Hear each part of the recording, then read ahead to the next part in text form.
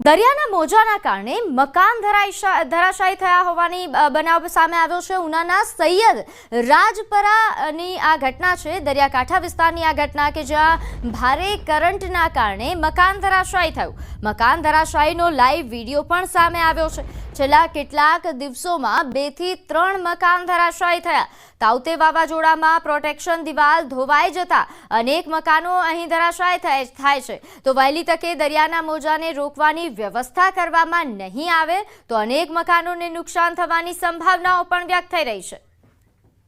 અમારા ગામની અંદર તોકતે વાવાઝોડા દરમિયાન જે દિવાલ ધરાશાયી થઈ હતી પ્રોટેક્શન વોલ, તે 2 થી 3 દિવસની અંદર ત્યાં વધુ પ્રમાણમાં 1 થી 2 મકાન પડી ગયા। આજે પણ એક મકાન પડ્યું છે બાબુભાઈ દાનાભાઈ ચૌહાણનું। કાલે પણ દુગાભાઈ જેઠાભાઈ રાઠોડનું મકાન પડ્યું હતું। દરિયામાં કરંટ આવવાને કારણે 2 મકાન ધરાશાયી થયા।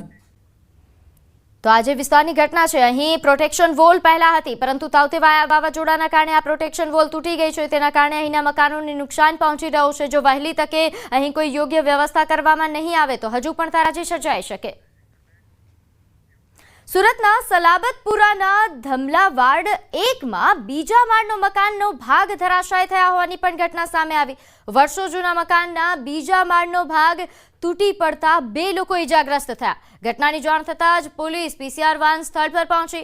108ની રાહ જોયા વિના જ પીસીઆર વાનમાં જ ઇજાગ્રસ્તોને સારવાર અર્થે ખસેડવામાં આવ્યા। સદનસીબે મોટી દુર્ઘટના ટળી। ફાયર વિભાગ અને પાલિકા દ્વારા વધુ કાર્યવાહી હાથ ધરવામાં આવી છે। તો અહીં નવસારીમાં સાંસદે અધિકારીઓનો ઉધડો લીધો। જર્જરિત નેશનલ હાઈવેને લઈને તેમને ખખડાવ્યા। સાંસદ ધવલ પટેલે અધિકારીઓને જાહેરમાં જ ખખડાવી નાખ્યા। સાંસદ ધવલ પટેલે વાંસદા ખાતે NHAI ના અધિકારીઓને જાહેરમાં જ તેમનો ઉધડો લીધો, કારણ કે નવસારી અને વલસાડ જિલ્લામાંથી પસાર થતો Vapi Shamlaji national highway number 56 એ જર્જરિત હાલતમાં છે। વાહન ચાલકોને ભારે મુશ્કેલી થાય છે।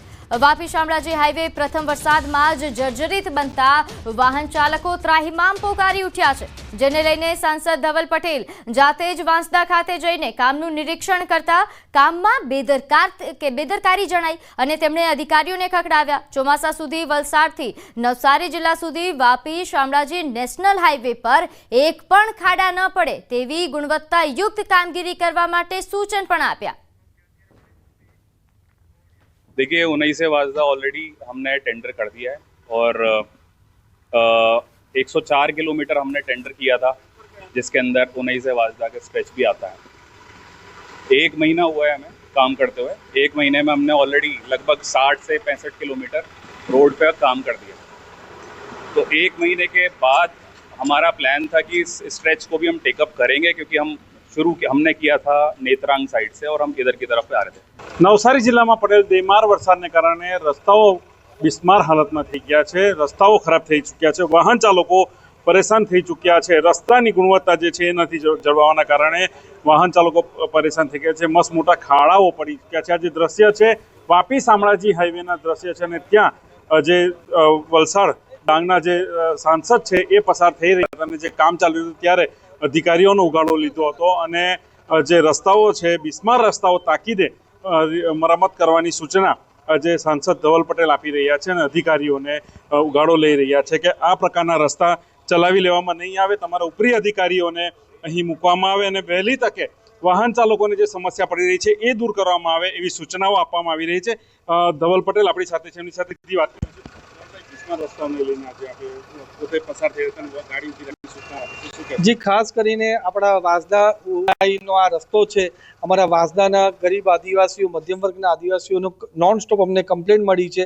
એના માટે ખાસ કરીને હું અહીંયા વિઝિટ કરાયો છું। અમારા NH56ના અધ્યક્ષ અનુજ શર્માજી પણ, એટલે ખાસ એમને મેં તલબ કર્યા છે, એકતાનગરથી અહીંયા આવ્યા છે, કારણ કે દર વર્ષે આ સમસ્યા થાય છે। અમારી સરકાર હંમેશા સારા રસ્તા બને એના માટે પ્રાધાન્ય આપે છે, પૈસા આપે છે, પણ નીચ સ્તરે જે કામ થવાનું અધિકારી દ્વારા એ નથી થતું। એના કારણે અમે સરકાર સાથે મળીને નીતિન ગડકરી સાહેબને સૂચનાથી અમે રસ્તા પર આવ્યા છે। ખિલાફ પણ કોઈ પણ જાતનું અમે બાંધછોડ ચલાવશું નહીં। એમના ખિલાફ પણ સ્ટ્રોંગથી સ્ટ્રોંગ એક્શન લેશું અને એજન્સી પણ કોઈ ખરાબ કામ કરશે તો એમને પણ હું 100% બ્લેકલિસ્ટ કરશું।